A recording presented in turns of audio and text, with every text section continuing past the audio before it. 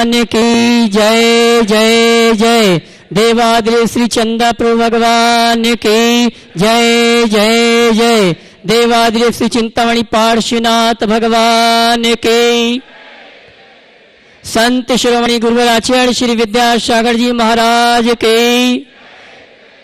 गुणैतन प्रणेता, भावना युग प्रवर्तक, शंका समाधान प्रवर्तक, परम पूज्य मुनि श्री 108 प्रमाण सागर जी महाराज की। सत्य और संस्कृति का सजा भव्य वितान, कदम मिलाकर चल पड़े धर्म और विज्ञान। तीर्थराज संवेशिकर की तलहटी में स्थित समाज के गुणात्मक विकास का संदेश देने वाला, मनोरंजन के लिए नहीं मन मंथन के लिए आत्म विकास का दिव्य सदन, जैन सिद्धांतों की वैज्ञानिक प्रयोगशाला, जहां बोलेगा समोसरण और जहां पंचायतन शैली में अद्भुत अतिशयकारी जिनालय ज्ञान मंदिर का निर्माण हो रहा है। ऐसे गुणायतन से हम और आप टीवी चैनल का बहुचर्चित विश्व विख्यात संघ का समाधान का कार्यक्रम प्रारंभ करें। उसके पूर्व सायंकालीन वेला में गुणायतन और श्री सेवायतन परिवार आपका हार्दिक अभिनंदन स्वागत करता है। चलते हैं प्रतिदिन की भांति हम और आप गुरुवर के श्री चरणों में नमन करते हुए आशीर्वाद प्राप्त करेंगे और निवेदन करेंगे शंका समाधान के कार्यक्रम के लिए जो भी सुधी श्रावक पारस चैनल और प्रमाणिक ऐप के माध्यम से इस कार्यक्रम को देख और सुन रहे हैं, उन सभी की ओर से पूरे भारतवर्ष के साथ साथ इंदौर दिगंबर जैन समाज के समस्त श्राविकाओं की ओर से परम पूज्य मुनिवर के श्री चरणों में नमन करते हुए आशीर्वाद प्राप्त करेंगे और निवेदन करेंगे शंका समाधान के कार्यक्रम के लिए दोनों हाथ जोड़ लें। बोलेंगे हे मुनिवर नमोस्तु, हे गुरुवर नमोस्तु, हे गुरुवर नमोस्तु। आइए गुरुवर के आशीर्वाद से हम और आप टीवी चैनल का बहुचर्चित विश्व विख्यात संघ का समाधान का कार्यक्रम प्रारंभ करें। उसके पूर्व जिन सुधी श्रावकों ने आज गुणायतन से जुड़ने का सौभाग्य प्राप्त किया है उनके नामों की घोषणा यहाँ से की जाएगी और मैं चाहूँगा अगर यहाँ पर उपस्थित हैं तो अपने स्थान में खड़े होकर गुरुवर का आशीर्वाद प्राप्त करेंगे और उनके सम्मान में आप जोरदार ताली बजाकर उनका सम्मान करेंगे। निर्माण निधि के रूप में गुणायतन से जुड़ने का अवसर प्राप्त किया श्रीमान दीपक जी, श्रीमती डिम्पल जी, दक्ष जैन इंदौर अगर उपस्थित हैं अपने स्थान में खड़े होकर गुरुवर का आशीर्वाद प्राप्त करेंगे। इसी क्रम में श्रीमती पुष्पा वाई कटनी अगर उपस्थित हैं तो गुरुवर के श्री चरणों में नमन करते हुए गुरुवर का आशीर्वाद प्राप्त करेंगे और आप जोरदार ताली बजाकर इन शुद्ध श्रावकों का सम्मान करेंगे। आइए जिन्होंने गुणायतन में स्वर्ण दान देने का सौभाग्य प्राप्त किया है श्रीमती दीपा जी, प्रदीप जी दिल्ली अगर उपस्थित हैं अपने स्थान में खड़े होकर गुरुवर का आशीर्वाद प्राप्त करेंगे और आप ताली बजाकर उनका सम्मान करेंगे। और चलते हैं, मैं उन श्रावकों को मंच पर आमंत्रित करूंगा जिन्होंने गुणायतन में स्वर्ण दान देने का सौभाग्य प्राप्त किया है। श्रीमान बीरेंद्र कुमार जी वकील साहब, श्रीमती शकुन जी, विकास जी, राहुल जी, अंश जी, आदि जी, ज्ञान जी एवं समस्त सोनी परिवार बल्लभवाड़ी कोटा यहाँ और गुरुवर का आशीर्वाद प्राप्त करेंगे और इनके सम्मान के लिए मैं आमंत्रित करूंगा श्रीमान पूर्णमल जी सेठी, पदम जी छावड़ा रांची, ये आएंगे हमारे सम्मानी स्वर्ण दान जिन्होंने दिया है उनका सम्मान का कार्यक्रम संपन्न करेंगे और आप जोरदार ताली बजाकर इनका सम्मान करें। श्रीमान पूर्णमल जी सेठी और पदम जी छावड़ा रांची, ये आएंगे हमारे सम्मानी श्रीमान वीरेंद्र कुमार जैन वकील साहब, उनका सम्मान का कार्यक्रम संपन्न करेंगे।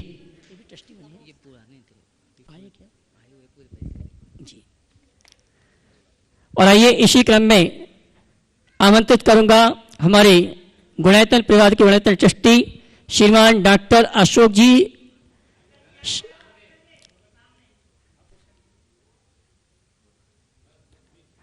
गुणायतन ट्रस्टी डॉक्टर अशोक जी, सविता जी भोपाल, वे आएंगे मंच पर अपनी माता श्री के साथ और परम पूज्य मुनिवर के श्री चरण में नमन करते हुए गुरुवंदना का सौभाग्य प्राप्त करेंगे और उनके सम्मान के लिए मैं आमंत्रित करूंगा श्रीमान संजय जी काशीवाल कोलकाता गुणायतन ट्रस्टी और श्रीमान निर्मल जी जैन आगरा, ये आएंगे सम्माननीय डॉक्टर अशोक जी का गुणायतन परिवार की ओर से सम्मान का कार्यक्रम संपन्न करेंगे और आप जोरदार ताली बजाकर इनका सम्मान करें।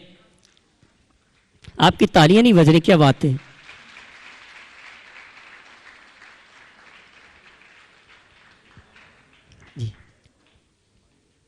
आइए श्रीमान संजय जी काशलीवाल और निर्मल जी आगरा सम्मान का कार्यक्रम संपन्न करेंगे। इसी क्रम में अगले सम्मान के लिए मैं आमंत्रित करूंगा हमारे गुणायतन के ट्रस्टी इंदौर निवासी, इंदौर का नाम आया, ताली बजनी चाहिए, श्रीमती मानक जी जनपत्नी स्वर्गीय शीलचंद जी चंद्र कुमार जी दर्शनी देशना वर्धन जैन इंदौर, जिन्होंने गुणायतन ट्रस्टी के रूप में गुणायतन से जुड़ने का सौभाग्य प्राप्त किया है। वे आएंगे और परम पूज्य मुनिवर के श्री चरण नमन करते हुए गुरु वंदना का सौभाग्य प्राप्त करेंगे।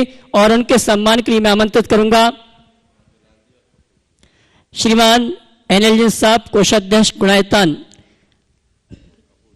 और श्रीमान कपूर चंद जी कोटा, ये आएंगे हमारे सम्माननीय श्रीमती मानक जी परिवार का सम्मान का कार्यक्रम संपन्न करेंगे। और इंदौर वाले बैठे हैं, जोरदार ताली तो बजाओ इंदौर वालों के लिए।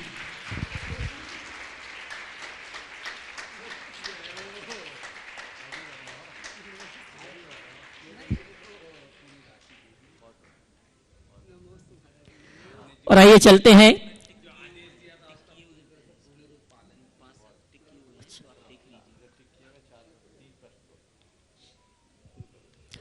और आइए शंका समाधान का कार्यक्रम हम और आप प्रारंभ करें।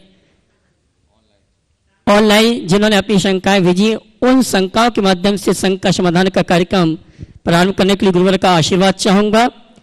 गुरुवर सहजी अहमदाबाद से अपनी भावना निवेदित करते हुए कह रहे हैं, नमस्ते गुरुदेव। गुरुवर, प्राय देखा जाता है कि बहुत कम मुनि महाराज द्रव्यानु ग्रंथ समय सारादि आध्यात्मिक ग्रंथों पर प्रवचन देते हैं, स्वाध्याय कराते हैं।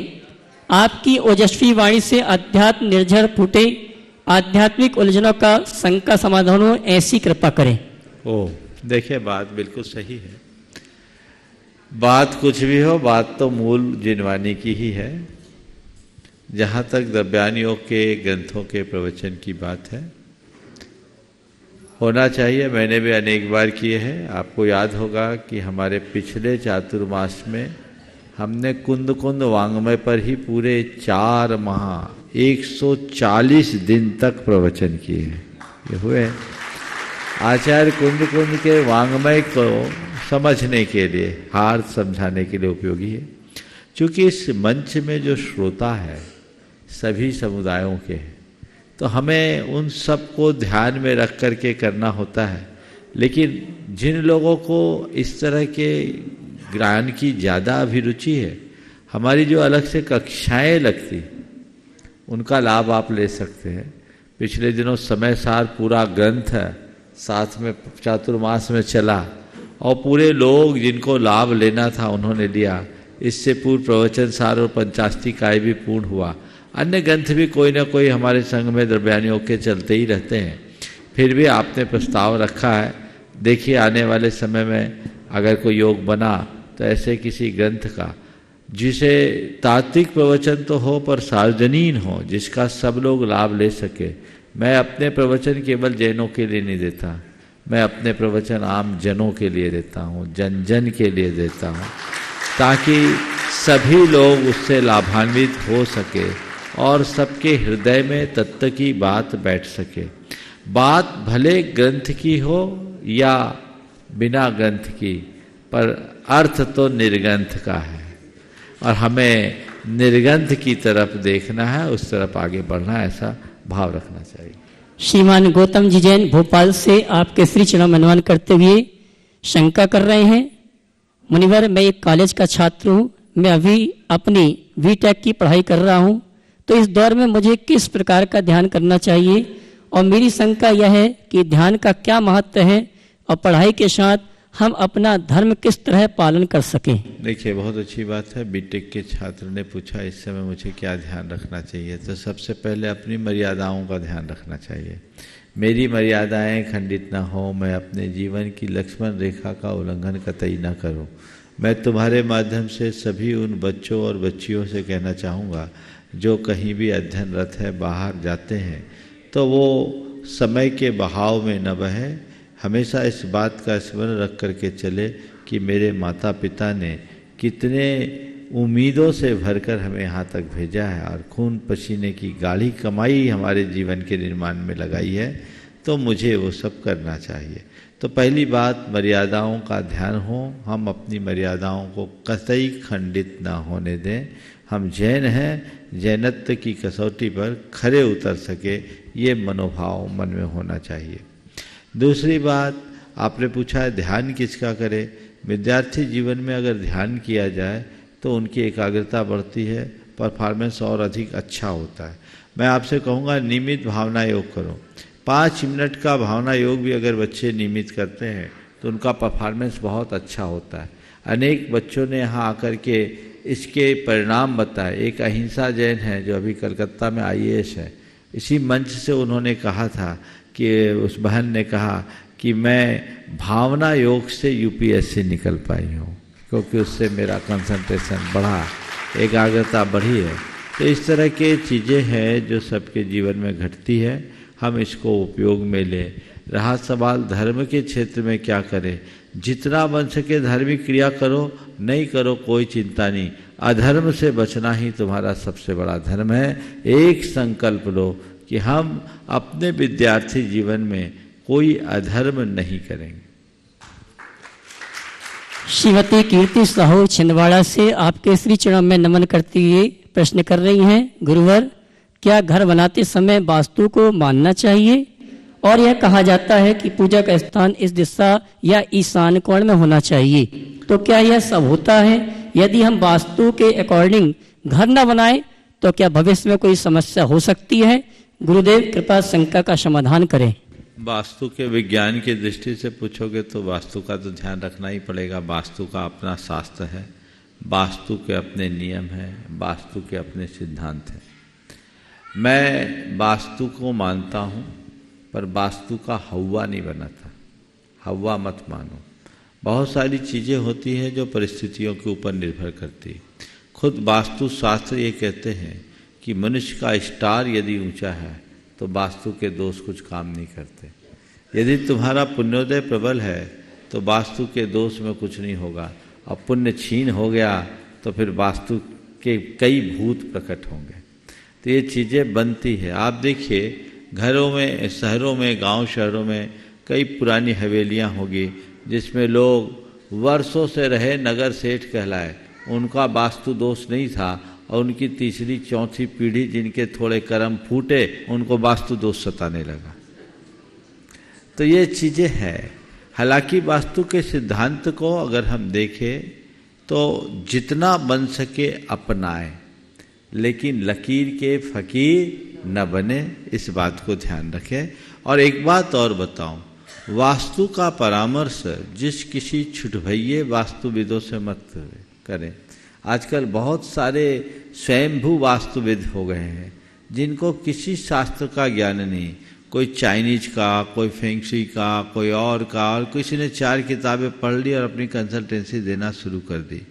यदि वास्तु का सही परामर्श लेना चाहते हैं तो उनसे लें जिन्होंने वास्तु के मूलभूत ग्रंथों को पढ़ा है, जैसे प्रसाद मंडन है, क्षीरार्णव है, शिल्प रत्नाकर है, समरांगन सूत्रधार है। जो वास्तु वाला है उनसे पूछो आपने कौन कौन से ग्रंथ पढ़े, 2-4 ग्रंथों के नाम भी बता देना तो समझना ये हमको सही एडवाइस देगा।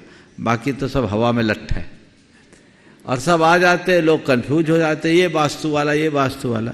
वास्तु के विशेषज्ञ आज भी इस दुनिया में हैं और बहुत अच्छे अच्छे हैं, उनके रिजल्ट भी मिलते हैं, लेकिन वो भी सॉल्यूशन भी है वास्तु में। अगर प्रॉब्लम है तो सॉल्यूशन भी है, पर जब हवा बना लेंगे तो मामला गड़बड़ होता है, लोग अपनी दुकानदारी चलाते हैं। प्रत्यक्ष रैनी जैन कटनी से आपके श्री चरण में नमन करते हुए प्रश्न कर रही हैं, महाराज जी हमें कहा जाता है कि बड़े लोगों का सम्मान करना चाहिए, पर जब कभी बड़े लोग गलत बातें करते हैं तो उन्हें कैसे समझाएं कि सम्मान भी बना रहे और बड़े समझ भी जाएं? बड़े बूढ़ों का सम्मान करना चाहिए, उनका मान रखना चाहिए, बड़ों को छोटों का ध्यान रखना चाहिए। ये बात सही है, कई बार बड़ों से भी गलतियां हो जाती। अब बड़ों से गलतियां हो जाए तो सीधे टोकना उनके सम्मान के खिलाफ है, और गलतियों को नज़रअंदाज करना भी व्यवहारिक परेशानियों का कारण है। तो उसके लिए क्या करें? हमें बड़ी विनम्रता से अपनी बात रखने की कोशिश करनी चाहिए, एकांत में कथोपकथन करके कि जो गलतियां उनमें हैं वो गलती को एक उपलक्षण बनाएं और उनके सामने रखे। यदि कोई व्यक्ति ऐसा हो, उसके साथ ऐसा हो रहा हो, तो हम लोगों को क्या करना चाहिए, उसमें वो जोड़ दे कि अगर घर का बड़ाई है और उसकी ऐसी गलती है, उस गलती का परिणाम अच्छा नहीं दिख रहा हो, तो वैसी स्थिति में क्या करना चाहिए, सामने वाला समझ जाएगा। तो सीधे सीधे बोलने से उनके अहम को चोट लगती है। हम मान देकर मना सकते हैं, मान गला करके तो व्यक्ति को और उद्धत बनाएंगे। तो हमें विनम्रता का ख्याल रखते हुए अपना काम करना चाहिए। प्रत्यक्ष। और आइए यहाँ पर जो उपस्थित श्रावक श्राविकाएं हैं उनकी शंकाओं के माध्यम से संघ का समाधान के कार्यक्रम को गति प्रदान करेंगे। और आज देवी अहिल्या की नगरी मालवा की शान इंदौर से लगभग 550 यात्री आए हैं। आप उन्हें जोरदार ताली बजावें। और यहीं से हम आज प्रश्न का शुभारंभ करते हैं। इस मांगीलाल मंडल यात्रा के संघपति श्रीमान संदीप जी गंगवाल वे आएंगे सर्वप्रथम प्रश्न के साथ, और उसके बाद तैयार रहेंगे श्रीमती ऋतु राजेश काला वड़वानी। हाँ, वहीं से बोलो संदीप। इन अपने साथ जो 2-4 प्रमुख उनको भी खड़े कर लो। हाँ जी, कौशल राज जी, दिलीप पाटनी जी आदि आदि जो सब हैं खड़े हो जाए, एक बार अच्छा रहेगा। हाँ। और यूएसए से जो अशोक जी सेठी हमारे बीच ये भी खड़े हो जाए, इंदौर यात्रा में साथ में आए। बोलिए। नमस्ते गुरुदेव। हम सभी आपको इंदौर समाज की ओर से नमस्ते करते हैं। आचार्य गुरुवर विद्यासागर जी महाराज की जय। परम पूज्य गुरुदेव, हम सब यहाँ आचार्य गुरु मुनिश्री, हाँ बात बोलो, बात प्रमाण सागर जी महाराज की जय। हम सब यहाँ अभी 550 के करीब लोग आए हैं और ऐसी भावना लेके आए हैं कि हमें आपका आशीर्वाद प्रदान हो, ताकि आपका नेमी नगर जैन कॉलोनी में और पूरे इंदौर समाज को चातुर्मास का अवसर प्रदान हो। गुरुदेव, हमारी सबकी यह भावना है। नमस्ते गुरु। और संदीप गंगवाल पूरा साथियों सहित हम सब जने हैं। हम चाहते हैं कि आपका बहुत अच्छी बात प्राप्त हो। अपनी भावना को रखो, पर अभी तो माहौल दूसरा है। भावना रखो और हो सकता है तुम्हारी भावना फले। नमस्ते।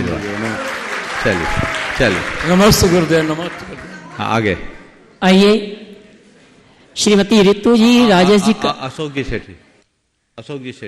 इसके बाद श्रीमान अशोक जी सेठी यूएससी। गुरु चरणों में बारंबार नमोस्तु। गुरु जी, मेरा और मेरा परिवार और सकल दिगंबर जैन समाज बड़वानी का त्रिबार नमोस्तु। हे गुरुदेव, आपके चरणों में मेरा त्रिबार नमोस्तु। हे गुरुदेव, हम हमारे अंतिम समय को कैसे संभाले? जीव मरण के बाद कितने समय में दूसरी गति को प्राप्त करता है और कौन कौन से कर्म उसके साथ जाते हैं? फिर से बोलिए। जीव मरण के बाद कितने समय में दूसरी गति को प्राप्त करता है और कौन कौन से कर्म उसके साथ जाते हैं? जब हमारी मृत्यु होती है तो तत्क्षण हम अगले शरीर को धारण करने की प्रक्रिया प्रारंभ कर लेते हैं। अगर घूम घाम के जाएं तो ज़्यादा से ज़्यादा 3 समय लगता है। और हमारे जितने भी कर्म हमसे आज जुड़े हैं मरणोपरांत भी वो सब हमारे साथ जाते हैं। चलिए। नमोस्तु। ओम। श्रीमान अशोक जी सेठी यूएसए। उसके बाद भ्रति श्राविका सीए सोनू जी कलकत्ता। नमस्ते गुरुदेव। नमोस्तु। हमारे यहाँ कैलिफोर्निया में हमने दिगंबर मंदिर के लिए जमीन खरीद रखी है और अब मंदिर के निर्माण की आज्ञा हेतु वहाँ की सरकार से परमिशन की वेट कर रहे हैं और इसमें काफ़ी विलंब हो रहा है। इसके लिए आप कोई सुझाव दें कि हमारा कार्य शीघ्र प्रारंभ हो। क्या जमीन की वास्तु या उसका वास्तु दोष वगैरह हो या उसका कुछ करना है? आप बताइए क्या करें कि हमारा कार्य शीघ्र प्रारंभ हो। बहुत प्रसन्नता का विषय है कि आप लोग अमेरिका में जिन मंदिर बनाने के लिए संकल्पित है, और वो भी पत्थर का मंदिर बना, पत्थर का ही ना? हाँ, जो हजारों साल के लिए सुरक्षित होगा। जहाँ तक सरकारी प्रक्रिया का सवाल है, थोड़ा वक्त लगता है। आप पूरे समाज के लोग एक ही काम करें, जब तक हमें अनुमति न मिले तब तक प्रत्येक सदस्य कुछ न कुछ त्याग करे और नमोकार मंत्र की प्रतिदिन एक एक माला इस भाव से फेरे कि ये प्रक्रिया जल्दी पूरी हो, सब चीज़ें ठीक हो गई। आशीर्वाद। हाँ, धन्यवाद धन्यवाद। व्रती श्राविका सीए सोनू जी कलकत्ता, उसके बाद तैयार रहेंगे श्रीमान बीरेन जी वकील साहब वल्लभगढ़ कोटा। नमोस्तु। मैं अपना प्रश्न रखने के पहले एक ज्वलंत उदाहरण देना चाहती हूँ भावना योग का। ये मेरी बुआ है, हॉस्पिटलाइज थी और इनको डॉक्टर बहुत ही समस्या में थी। इनकी समस्या आप सुनिए। और भावना योग और 3 गुरुवार को इन्होंने ध्याया, विद्यासागर जी, सुधा सागर जी और प्रमाण सागर जी। 2021 में सितंबर में 10 लक्षण के समय मेरा मंदिर छूट गया था। टेस्टिंग कराने घूम रही थी, फिर मैं पुणे गई, इलाज कराई, फिर हैदराबाद गई। वहाँ डॉक्टर ने बताया कि पेट में लीवर हो गया, लीवर में टीबी हो गई और पेट में पानी भर गया। एकदम सीरियस पोजीशन थी, आईसीयू में थी मैं। फिर घर आई, ट्रीटमेंट हुआ मेरा काफ़ी दिन तक, 6 महीना तक मैंने 800 पावर की दवाई खाई। साइड इफ़ेक्ट्स अभी भी है, लेकिन मेरे संदेश हमको इतना प्रेशर दिए कि आप भावना योग करिए। उससे मैं घर में चल नहीं पाती थी, बेड पे थी, सब कुछ मेरा बेड पे होता, उठ नहीं पाती, गिरती थी, बार बार गिरती थी। पकड़ पकड़ के ले जाते थे लोग हमको, ऐसे डर लगता था कि मैं कैसे चलूं, मैं गिर जाऊंगी।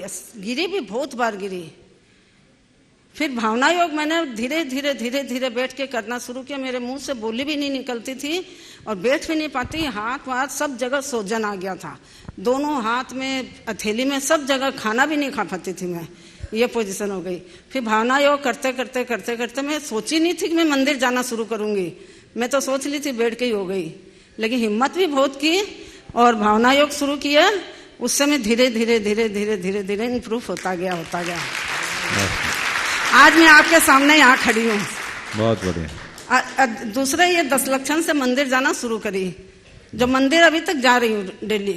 मैं सोची नहीं थी कि मंदिर जा पाऊंगी। बहुत सुंदर, बहुत सुंदर। ये उदाहरण प्राय रोज आते हैं, आप लोग भी इसका पूरा लाभ उठा सकते हैं। चलिए सवाल कीजिए। गुरुवर, मेरा प्रश्न ये है कि राग और द्वेष, इन दोनों चीजों को जीतना, जिसने राग द्वेष कामादिक जीता, सबसे जान लिया। तो गुरुवर, पहले मैं सोचती थी राग को जीतना तो बहुत आसान है, पूरी अपनी जितनी भी शक्ति है वो द्वेष को जीतने में लगाओ। तो कुछ लोग प्रतिक्रमण करते हैं, लेकिन मेरा मानना है जिस व्यक्ति से लड़ाई हुई उसी से जाकर के क्षमा मांगो और उससे माफी मांगो, तो वो द्वेष नहीं रहता। तो मैंने देखा द्वेष तो मैंने जीत लिया, लेकिन राग में अभी तक कुछ इंपॉर्टेंट चीज खोई नहीं थी। 4 महीना पहले मेरी मम्मी का स्वर्गवास हुआ, उसके बाद से मुझे लगा कि राग को जीतना तो बड़ा कठिन है। गुरु एक माँ होती है और गुरुओं से प्यार गुरुवर आप लोग भी करते हो, तो वो क्या राग की श्रेणी में आता है कि श्रद्धा है, भक्ति है? कृपया मार्गदर्शन करें। ये बात सही है कि राग भी दुखदायी है और राग को जीतना भी कठिन है, लेकिन गुरु के प्रति राग नहीं, गुरु के प्रति श्रद्धा और भक्ति होती। सांसारिक जनों और चीज़ों के प्रति राग होता है, पर जो पारमार्थिक निमित्त हैं उनके प्रति श्रद्धा होनी चाहिए, भक्ति होनी चाहिए, राग नहीं।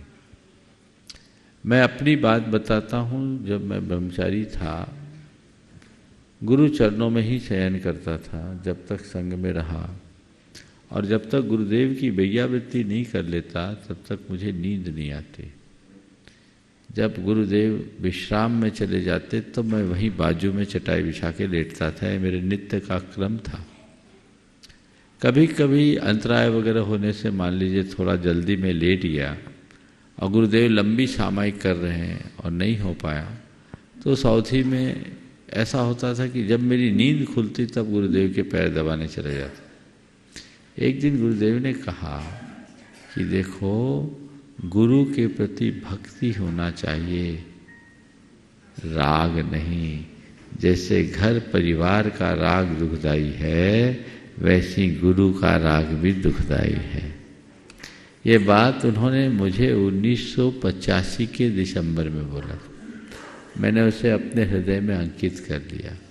गुरु को एक आदर्श के रूप में स्वीकार करो, उनके निकटता का भाव रखो, नैकट्य भी बना के रखो, उनसे अपनापन रखो, लेकिन उसके आगे भी गुरु के रास्ते को सामने रखो। समझ गए? गुरु ने मुझे दिया दे दिया, समझ गए? एक प्रकाश दिया है, उस प्रकाश को लेकर हम चले तो कुछ नहीं होता। आज हम लोग गुरुदेव से वर्षों नहीं मिलते, उनके प्रति श्रद्धा है, भक्ति है, लेकिन उनकी प्रत्यक्ष सन्निधि के अभाव में मन व्याकुल नहीं होता। तो वही चीज़ें हमें सीखना चाहिए। जब हम व्यक्ति से जुड़ते हैं तो हमारा चित्त विचलित हो सकता है, और गुणों और आदर्शों से जुड़ते हैं तो कहीं गड़बड़ नहीं। आशीर्वाद। श्रीमान बीरेन जी वकील साहब बल्लभगढ़ कोटा अपने शंका का समाधान प्राप्त करें, उसके पूर्व में आमंत्रित करूंगा श्रीमान प्रदीप जी जैन दिल्ली, वे आएंगे मंच पर और परम पूज्य मुनिवर के श्री चरण नमन करते हुए गुरुवंदना का सौभाग्य प्राप्त करेंगे। और उनके सम्मान के लिए मैं आमंत्रित करूंगा हमारे गुणरत्न ट्रस्टी रनी जी सुनेली सागर, ये आएंगे, हमारे सम्मानी प्रदीप जी का सम्मान का कार्यक्रम संपन्न करेंगे। जब तक बीरेन जी सवाल करें।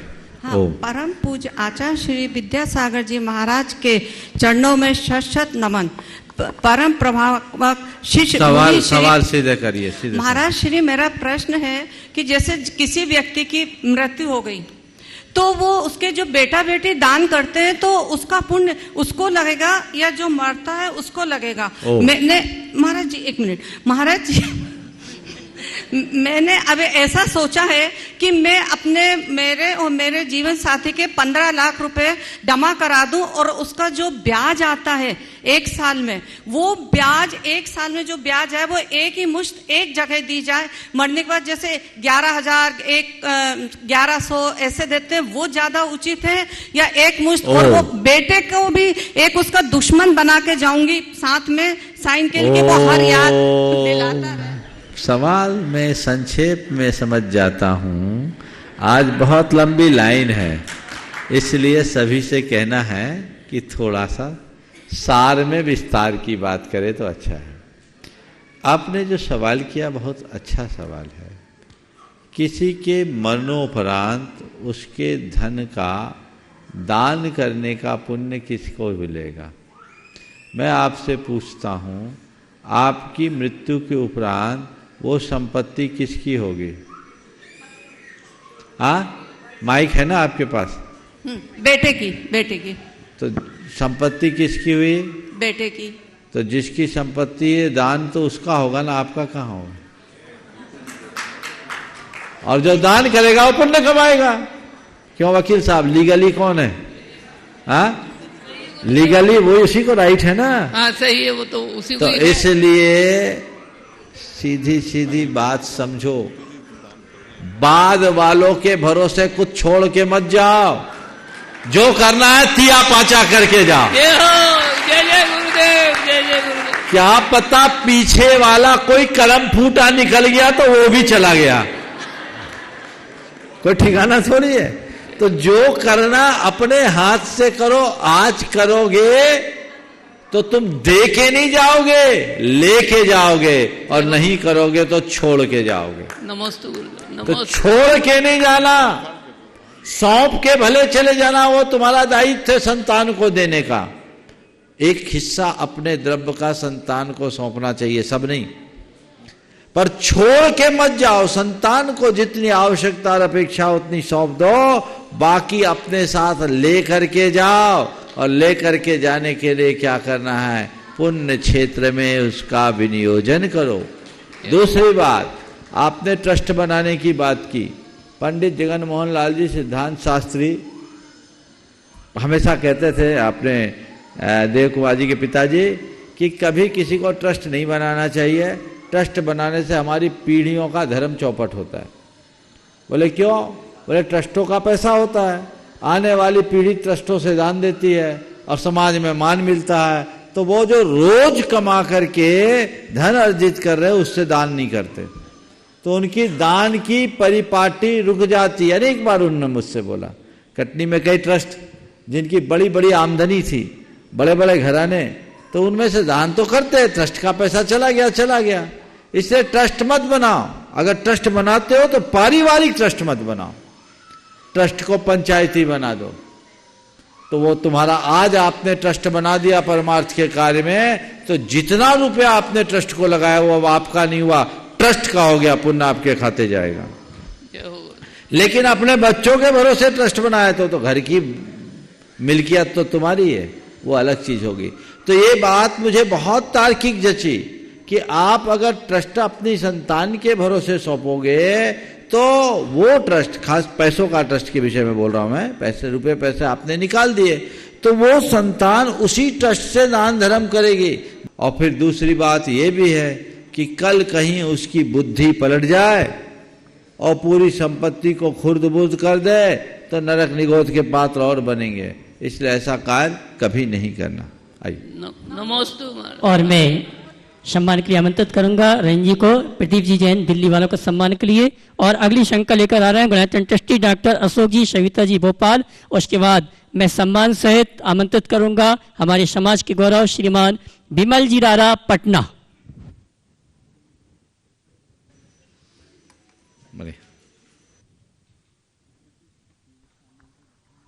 नमोस्तु महाराज जी। महाराज जी, सम्यक प्रकट होने की न होने के लिए मिथ्यात्व के साथ साथ अनंतानंदी कषाय का भी एक रोल है। महाराज जी, मेरे प्रश्न है कि हम कैसे समझें कि यह कषाय हमारी अनंतानुबंधी चल रही है और इससे बचने के उपाय कैसे? नमोस्तु। बहुत अच्छा सवाल है। पहले तो मैं चाहूंगा इस दंपति का जोरदार करतल ध्वनि से स्वागत करें। डॉक्टर साहब एक व्यस्त चिकित्सक है, दोनों दंपति, और उसमें डॉक्टर सविता जी भावना योग के प्रवर्तन में अपना काफ़ी अच्छा योगदान देती हैं। और जब से हमारा भोपाल प्रवास रहा तब से भावना योग से बहुत सक्रियता से जुड़े हैं, आगे भी ऐसी जुड़े रहेगी, ऐसी मेरी अपेक्षा है। और अपने कोई अनुभव भी हो तो शेयर करेगी। अब मैं आपके सवाल पे आता हूँ। हमारे अंदर सम्यक दर्शन प्रकट हो गए हैं या नहीं, इसका हम अनुभव कैसे करें? अथवा आपका ये सवाल है कि हमारी कषाय कैसी है, इसे हम कैसे जांचें? देखिए, स्थूल रूप से हम अपनी कषाय के वेग को जान सकते हैं। यदि हमारे अंदर चीज़ों को सहने की और क्षमा कर देने की वृत्ति है तो समझ लेना हम मंद कसाई हैं। क्या कहना?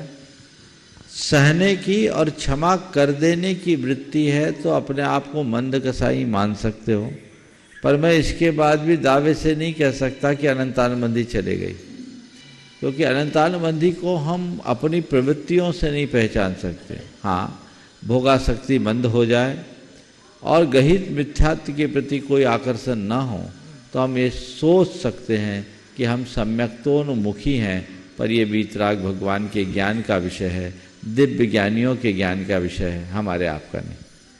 महाराज, बचने का उपाय यही है कि नित्य तत्व की भावना भाव, सम्यक्त पोषक निमित्तों का आश्रय लो और मिथ्यात्व पोषक निमित्तों से यथासंभव दूर हो। नमोस्तु महाराज। हमारे समाज के गौरव सविता जी बोलेगी। भावना योग प्रणेता मुनि श्री 108 प्रमाण सागर जी महाराज को त्रैवार नमोस्तु नमोस्तु नमोस्तु। महाराज जी, हाँ, भारतीय योग संस्थान की एक शाखा हमारे भोपाल में भी चलती है, मैं उसमें जुड़ी हुई, तो उसमें एक मैंने भावना योग को भी उसमें जोड़ा है, तो जिससे और भी समाज के लोग उससे जुड़े हैं, उसको मैं थोड़ा और विस्तार रूप देने का प्रयास कर रही हूँ। और अपने साथी जन को मैं हमेशा, जिनको कुछ तकलीफ होती है वो कई बार मुझसे अपनी सलाह लेते हैं, तो मैं ये भावना योग ही करने को उनको सलाह देती हूँ, तो काफ़ी लोगों को उससे राहत मिली है। मेरा एक प्रश्न और है। बोलिए। हमारे जैसे हम गृहस्थ हैं तो हमारा कर्म क्षेत्र भी होता है, हम धर्म भी करना चाहते हैं, परिवार को भी संभालना चाहते हैं, तो धर्म, कर्म और परिवार तीनों में सामंजस्य बनाते बनाते कभी कभी हम किसी भी एक चीज में नहीं रह पाते। देखिए, धर्म, कर्म और व्यवहार तीनों में समन्वय बनाना एक गृहस्थ की जिम्मेदारी है। सबसे पहला काम तो कुकर्म से बचना ही मेरी पहली प्राथमिकता है, उसे हमें ध्यान रखना चाहिए। जहाँ तक धर्म और पारिवारिक जिम्मेदारियों का सवाल है। उनके संदर्भ में मैं ये कहूँगा कि पारिवारिक जिम्मेदारियों से विमुख होकर धर्म करना मेरी दृष्टि में सार्थक नहीं है। धार्मिक क्रियाएं कीजिए पर पारिवारिक जवाबदेहियों का भी पालन कीजिए। एक बहन जी थी, उन्होंने असमय में अपने पति को खोया और वो धर्म से जुड़ गई। अच्छी है, लॉ लगी, डिप्रेशन से बाहर आ गई और लगन लग गई, लेकिन उसका साइड इफेक्ट बहुत बुरा हुआ। वो बहुत एक्टिव लेडी, समाज में बहुत सक्रिय भूमिका, पर उनके बेटे मंदिर नहीं आते थे। एक रोज उन्होंने कहा कि महाराज जी मुझे तकलीफ है, मैंने सैकड़ों का जीवन बदल दिया पर मेरे बेटे मेरे नहीं सुनते, मेरे मंदिर के नाम से ही उनको चिढ़ाती। ठीक है, उनके घर आहार हुआ, उनका बेटा, बड़ा बेटा आहार देख रहा था, 2 बेटे थे।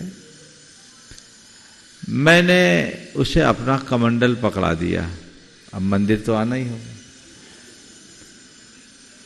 आया, आके जैसे बैठा नहीं कि एकदम से सब के सब टूट पड़े, महाराज इसको मंदिर का नियम दो, मंदिर का नियम दो, मंदिर का नियम। मैंने कहा देखो, सबसे पहले तुम लोग नियम लो कि इसको किसी नियम के लिए नहीं बोलोगे। फिर सबसे अलग होने के बाद मैंने उससे अकेले में बात किया तो उसने कहा महाराज जी मुझे उस धर्म से चीड़ है जो हमसे हमारी माँ को छीन ले। शब्दों पर ध्यान दीजिएगा। मैंने कहा क्या बात है भाई? बोले महाराज जी पापा चले गए, मानता हूँ, जिस समय पापा गए मैं 18 साल का था, बहुत सारी जिम्मेदारियाँ थी, माँ ने परिवार को संभाला, हम लोगों को संभाला, लेकिन माँ धर्म से लग जुड़ गई, अच्छी बात है, इससे खुद को संभाल ली, पर हम बेटों का भी तो ख्याल रखना चाहिए। सवेरे 5 बजे वो मंदिर जाती और 10 बजे के पहले नहीं आती। हम लोगों को ऑफिस जाने के पहले अपना चाय नाश्ता भी अपने हाथ से करना पड़ता है, और जब हम लोग अपने ऑफिस से आते हैं तो 10 बज जाते हैं, माँ हमें सोई मिलती है, माँ हमसे मिलती ही नहीं। हम लोग हैं भी कि नहीं हैं, माँ को कोई मतलब नहीं, माँ अपने में मस्त है। तो हमें लगता है कि इस धर्म ने हमसे हमारी माँ को छीन लिया। मैंने उसे अपने तरीके से समझाया। फिर बाद में उनकी माँ को बुलाकर कहा कि बच्चों से ज़्यादा मोटिवेशन की ज़रूरत आपको है, क्योंकि आपको अपने मातृधर्म के साथ साथ पितृधर्म का भी निर्वाह करना चाहिए, क्योंकि संतान को अगर सही मार्गदर्शन देने वाला नहीं हो तो संतान भटक जाए। हमने कहा नहीं, आज आपके बच्चों की एक विशेषता है कि आपके साथ रोक टोक नहीं है और किसी तरह का कुलक्षण नहीं है, लेकिन इसी तरह की स्थिति रही तो वो भटक भी सकते। तो आपको चाहिए थोड़ा समय दो और बच्चों के साथ अपना समय बिताओ, बच्चों को बातें शेयर करो और बच्चों से बातें ऐसी करो कि बच्चे भी अपनी बात शेयर कर सके। मेरे समझाने के बाद उनके सोच में बदलाव आया, व्यवहार बदला और धीरे धीरे उस बच्चे में संस्कार तो पुराने थे, थोड़ी सी चिढ़ आ गई थी, आज वो नित्य अभिषेक पूजन भी करने लगा है। तो मैं जो आप सबसे कह रहा हूँ कि कोई कार्य करो तो व्यवस्थित करो। एक दूसरा उदाहरण दे रहा हूँ। हमारा सन 1999 में भोजपुर में चातुर्मास था। प्रतिदिन भोपाल से एक बस आती थी, कुछ सदस्य प्रतिदिन आते थे। बस वहाँ से 8:30 बजे छूटती थी, 9:30 बजे भोजपुर आती थी। हम लोग आहारचर्या को उठते थे, 12 बजे लौटती थी, 1-1:15 बजे तक घर लोग पहुँचते थे। ये रोज का क्रम था। एक बार एक सज्जन ने एक व्यक्ति से उसकी धर्मपत्नी की शिकायत की कि तुम्हारी धर्मपत्नी रोज आती है महाराज को आहार देने, तुम उसको रोकते नहीं हो। बोले मैं क्यों रोकूं? वो वहाँ जाने के लिए 3 बजे उठती है, अपना सामायिक पाठ वाठ सब करती है, पूजन करती है और 8:30 बजे घर से निकलने से पहले हमें नाश्ता करा देती है, बच्चों का टिफिन तैयार कर देती है, सब कुछ करके खुद का टिफिन लेकर के जाती है। मैं क्यों रोकूं? और जब से महाराज से जुड़ी है उसकी सारी दवाइयाँ बंद है, मैं क्यों रोकूं? ये है समन्वय। एक तरफा मत करो। तो ऐसा संतुलन बनाओगे तो ठीक रहेगा। और एक तरफा या तो घर का काम भूल जाओ या दुकान धंधा ही पूरा भूल जाओ। एक आध दिन तो चलता है, रोज रोज त्योहार नहीं मनाया जाता और रोज रोज उपवास भी नहीं होता। तो ये चीजें व्यक्ति को समझना चाहिए। मैं समझता हूं इन दोनों उदाहरणों से आपकी बात स्पष्ट हो जाएगी, ज्यादा कहने की आवश्यकता शेष नहीं होगी। आशीर्वाद। और आइए विमल जी अपनी शंका का समाधान प्राप्त करें। उसके पूर्व अभी गुरुवर के उद्बोधन से श्रीमान कुशल राज जी जैन नैमी नगर इंदौर प्रभावित हुए और उन्होंने एक चिट्ठी लिख के भेजी, गुरुवर नमोस्तु, अभी अभी आपने कहा कि ट्रस्ट नहीं बनाना, न ही आगे दान के लिए कोई एफडी बनाना, अपना दिए अपना साथ ही जाता है। मेरे मन में तुरंत ही उद्बोधन से मन में आया और मैं अपने गले में जो सोने की चैन जो बेचैन करती थी गुणायतन को देने के लिए समर्पित करता हूँ। कुशल राज जी जो कि दिलीप पाटनी जी के रिश्तेदार, खड़ो जावे और मंच पर आ जावे, जोरदार ताली बजा के इनके सम्मान करें जिन्होंने प्रभावित होकर स्वर्णदान गुणायतन को दिया है। और मैं इनके सम्मान के लिए आमंत्रित करूंगा श्रीमान एनएल जैन साहब, कोषाध्यक्ष गुणायतन व्याएंगे। हमारे कुशल राज जी और दिलीप जी पाटनी का सम्मान का कार्यक्रम गुणायतन परिवार की ओर से संपन्न करेंगे। श्रीमान आइए, दोनों का संयुक्त सम्मान श्रीमान एनएल साहब कर रहे हैं और आप ताली बजा के, इंदौर वालों को सम्मान हो रहा है। श्रीमान विमल जी रारा पटना, उसके बाद श्रीमान संजय जी काशीवाल कोलकाता गुणायतन ट्रस्टी। गुरुवर के चरणों में नमोस्तु नमोस्तु नमोस्तु। गुरुवर, पूरे विश्व के 60 विश्वविद्यालयों में जैन चेयर, जैन की पढ़ाई होती है, जैनोलॉजी की। हर जगह पर अलग अलग चेयर है, कहीं 3 साल से है, कहीं 4 साल से है। एक बड़ी समस्या उस पर आ रही है कि जैन धर्म का जो भी दर्शन है, साहित्य है, वो सब प्राकृत भाषा में है या हिंदी में है।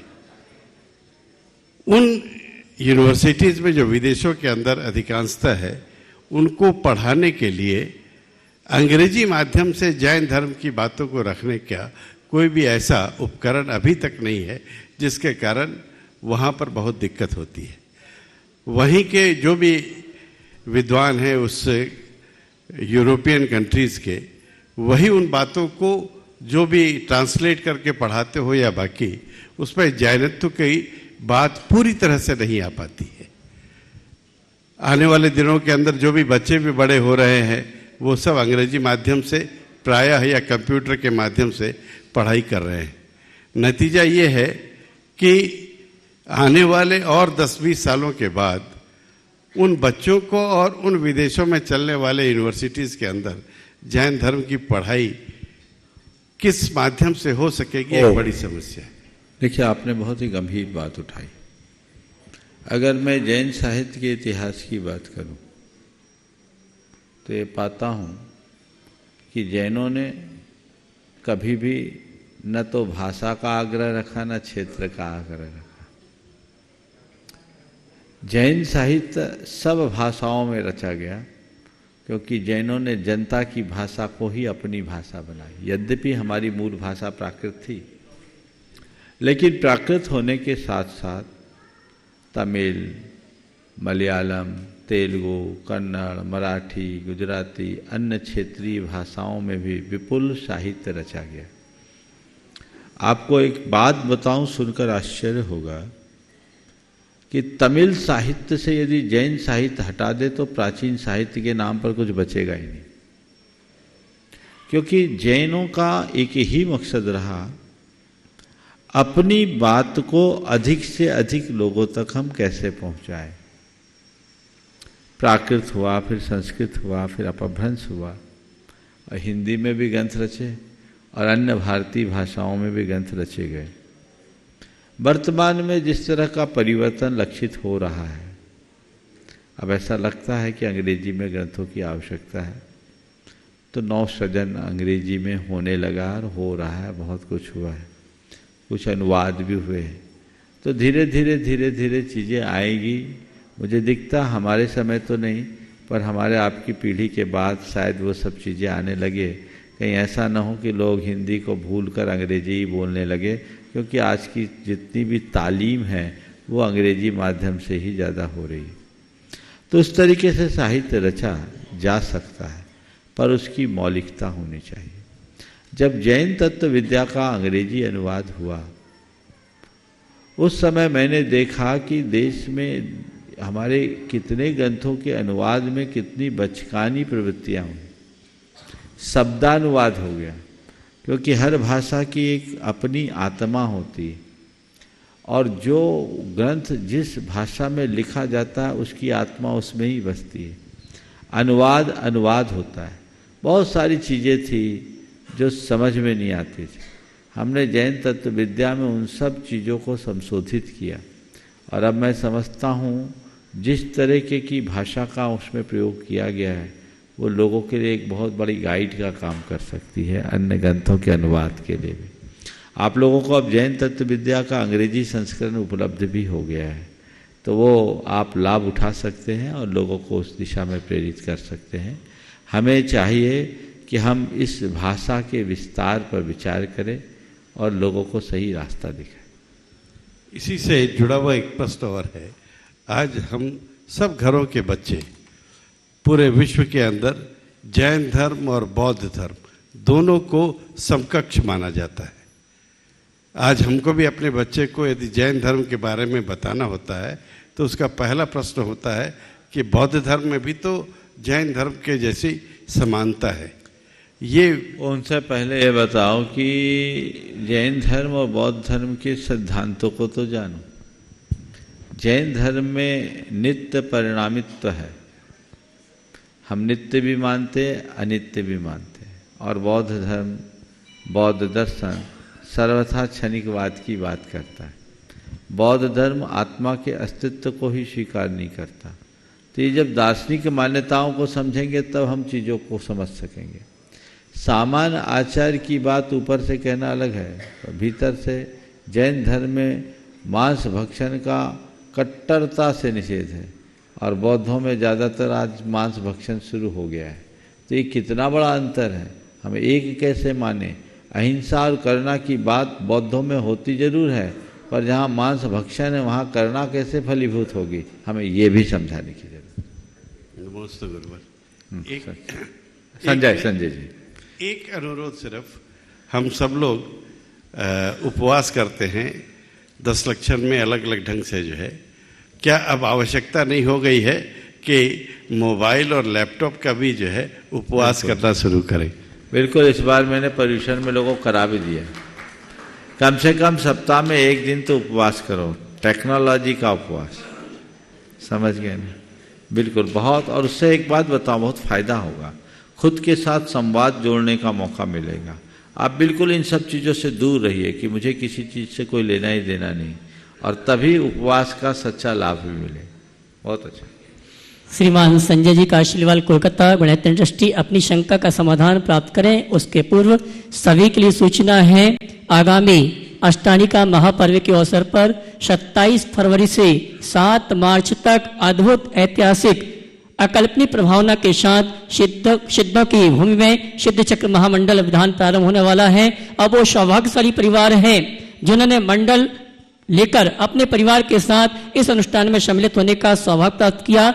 जो भी इस अनुष्ठान में सम्मिलित होना चाहते हैं उन सभी के लिए सूचना है, मंडल प्रन्याजक के रूप में अपने पूरे परिवार के साथ उपस्थित होने का सौभाग्य प्राप्त करना चाहते हैं 3,11,000 रुपये की राशि निश्चित की गई है। साथ ही सामान्य ईंधन नाणी के लिए 51,000 रुपये की राशि निश्चित की गई है। जो भी मंडल पुण्याजक या सामान्य ईंधन नाणी के रूप में इस अनुष्ठान में सम्मिलित होने का सौभाग्य प्राप्त करना चाहते हैं, पारस चैनल, जलमाणी चैनल और प्रमाणिक ऐप में जो नंबर चल रहे हैं उन नंबरों में संपर्क करके आप अपने मंडल को और सामान्य ईंधन नाणी के पद को आरक्षित करा सकते हैं। 10 तारीख के पहले अपनी सूचना यहाँ पर व्यवस्थित भेजने से हम आपके रुकने की, आवास की, भोजन आदि की संपूर्ण व्यवस्था गुणायतन परिवार की ओर से कर सकें। और आइए चलते हैं संघ का समाधान के कार्यक्रम में पुनः। देखे, ये तो आप लोगों का सुयोग है कि छूटती भी गाड़ी रुक गई। बहुत सारे लोगों के पहले नाम आ गए थे। उस समय लोगों के मन में बड़ी हताशा हुई जब इस कार्यक्रम को स्थगित करने की घोषणा इस मंच से हुई। बहुत से लोगों ने अपने कार्यक्रम को इधर उधर परिवर्तित किए और बहुतों के रिजर्वेशन कैंसिल हो गए। फिर भी मुझे जैसी जानकारी है, बहुत सारे लोग इस विधान में सम्मिलित हो रहे हैं। और इस विधान के मुख्य पुण्यार्जक में अशोक जी पाटनी, सुशीला जी पाटनी, R.K. मार्बल का भी इस बार नाम, जिनको भी लाभ लेना है भी मौका है। 20 दिन बाकी है, आप अपना कार्यक्रम बना सकते हैं। सिद्ध क्षेत्र में सिद्धों की आराधना का ये पवित्र अवसर, मंगल अवसर दुर्लभता से प्राप्त होता है। तो जो भी अपनी भागीदारी सुनिश्चित करना चाहें, समय पर अगर उसे संसूचित करे तो अति उत्तम होगा। तो किनका भाग होगा, 108 तो अब नहीं होगा, लेकिन जो होगा वो अपने आप में बहुत उत्तम होगा। तो जिनको भी लाभ लेना है वे अपनी सूचना शीघ्रातिशीघ्र यहाँ प्रेषित। मैं एक प्रैक्टिसिंग चार्टर्ड अकाउंटेंट हूँ। मैं जब CA की पढ़ाई कर रही थी तब मैंने गुरुबाणी सुनी और नौकरी ना करके नौकरी देने वाला बनने के सोचा। लेकिन अभी मेरा 11 महीने का बच्चा है, तो मैं 10-11 महीने से ऑफिस नहीं जा पा रही हूँ, तो उसे बहुत डिससेटिस्फेक्शन रहता है। तो इस चेंज को मैं कैसे एक्सेप्ट करूँ और क्या करूँ? थोड़े दिन के लिए, जैसे मान लो कि मैंने छुट्टी ले ली है, अपने पतिदेव को काम करने दो और ये सोचो कि मेरी ऑफिस से ज़्यादा बड़ी जिम्मेदारी मेरे बच्चों की परवरिश है। हमारा मूल लक्ष्य पैसा कमाना नहीं है, हमारा मूल लक्ष्य जीवन को अच्छे से जीना है। और हम तभी जी पाएंगे जब हम अपने और अपने बच्चों और परिवार के साथ अच्छे से रह सकेंगे। इसलिए हम अपनी प्राथमिकता को बदल दें। अभी मेरी यही प्रायोरिटी, यहाँ आई है, ऑफिस बंद करके आई कि खुला छोड़ के आई? छोड़ के आई ना, ऑफिस तो छोड़ के आई, कैसे आ गई? आपकी प्रायोरिटी बदली कि शिखर जी हमें जाना ही, मांगी लाल ग्रुप में ही है ना? हाँ। 10 दिन का ट्रिप है, कितने दिन का है? 10 दिन का। 11 दिन छोड़ा ना महाराज जी। हम मुनि श्री निर्भीक सागर जी महाराज के बिहार में जाने वाले हैं अब यहाँ से यात्रा करने के बाद, है ना? हाँ। तो बस ऐसे ही जैसे हम अपनी प्राथमिकता को बदलते हैं, वैसे ही चीजें स्वीकार होने लगती है। आप अपनी प्राथमिकता को बदलोगे, चीजें स्वीकार होगी। श्रीमती किरणजीत छाबड़ा, वाराबंकी। गुरुदेव के चरणों में त्रिबार नमोस्तु नमोस्तु नमोस्तु। गुरुदेव, मेरा प्रश्न ये है गुरुदेव कि कहते हैं सिद्धों में छायिक व परिणामिक भाव होते हैं, तो गुरुदेव छायिक व परिमाणिक भावों से परिणामिक हाँ बोलो। हाँ, परिणामिक भावों से क्या अभिप्राय है गुरुदेव? कृपया संकल्प थोड़ा स्वाध्याय करोगे तो समझ में आएगा, है ना? हाँ। यहाँ अभी बताऊंगा तो आपके सिर से निकल जाएगा।